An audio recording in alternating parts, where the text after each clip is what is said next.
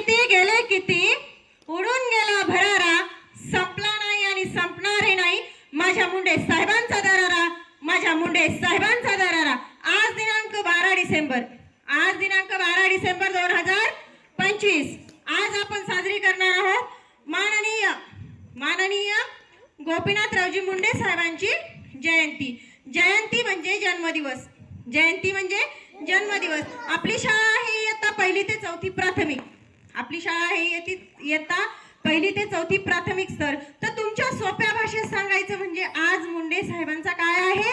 वाढदिवस। आज मुंडे साहेबांचा वाढदिवस आहे। मुंडे साहेब हे नाव आपण घेता सर्वांच्या चेहऱ्यासमोर एक प्रतिकृती निर्माण होते, चेहरा उभा राहतो। तो चेहरा सर्वांच्या परिचयाचा आहे। तर ते मुंडे साहेब एका सामान्य गरीब कुटुंबातील व्यक्ती होते। त्यांचा जन्म परळी तालुक्यातील नाथरा या गावी, परळी तालुक्यातील नाथरा या गावी एका गरीब कुटुंबामध्ये झाला। त्यांच्या वडिलांचे नाव पांडुरंग, तर त्यांच्या आईचे नाव लिंबाबाई असे होते। तर या व्यक्तीनं स्वतः गरीब कुटुंबातून शिक्षण घेतलं, तर त्यांचं प्राथमिक शिक्षण नाथरा या ठिकाणी झालं आणि त्यांचं माध्यमिक शिक्षण हे शिक्षणाचं माहेरघर असलेली अंबेजोगाई या ठिकाणी झाले।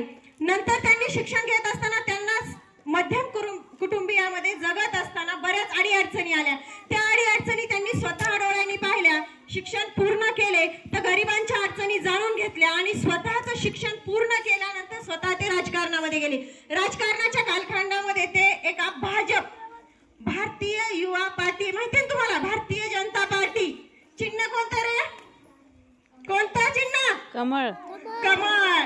भाजपाचे कार्यकर्ते म्हणून त्यांनी कार्य केले। राजकारणामध्ये त्यांनी मुख्यमंत्री पद सुद्धा भूषवले आणि हे कार्य करत असताना तुम्हाला माहिती राजकीय नेते काम करत असताना आपल्या काही अडी अडचणी सोडवण्याचं कार्य करतात की नाही?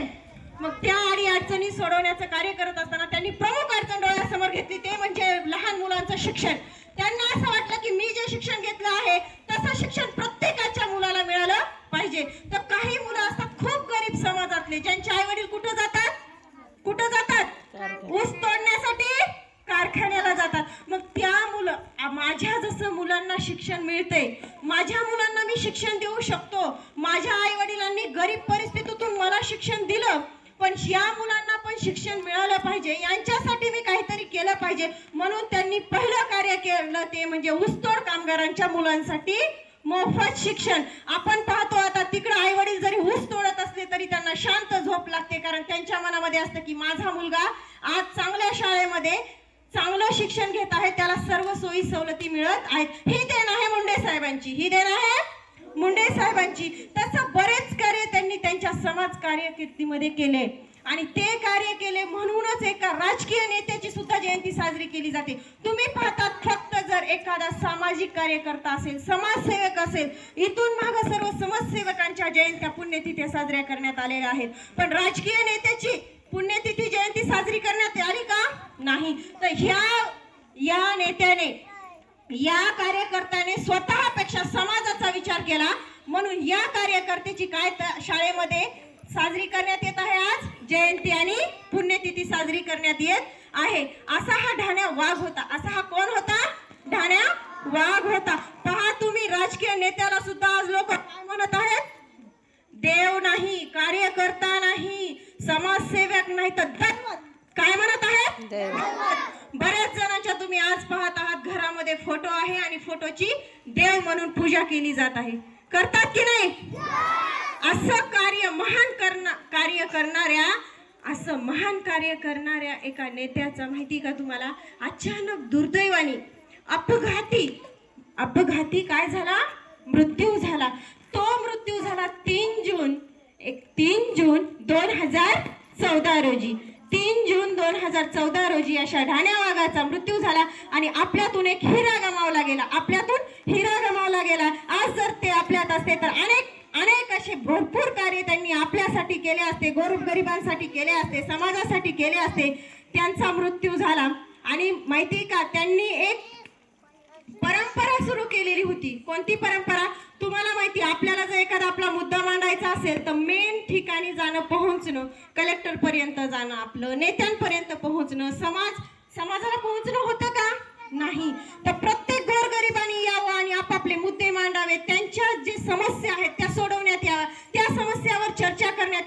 करण्यासाठी दसऱ्याला कुठं मेळावा होतो रे? दसऱ्याला कुठं जातात तुमचे पप्पा?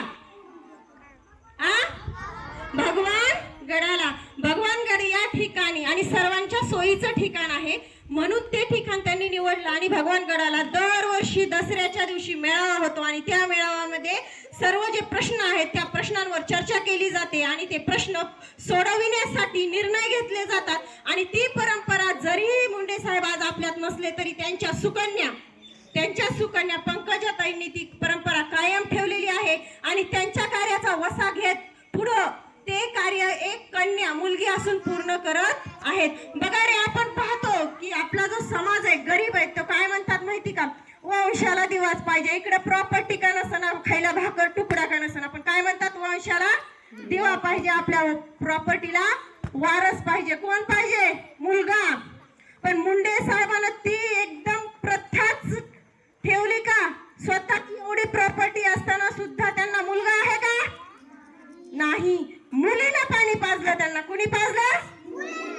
मुलीनं. म्हणजे सर्व ज्या आपल्या रीती रूढी परंपरा आहेत का, त्या समाजातून नष्ट करण्याचं सुद्धा कार्य या नेत्यानं केलं. आज जरी नसले ते हयात,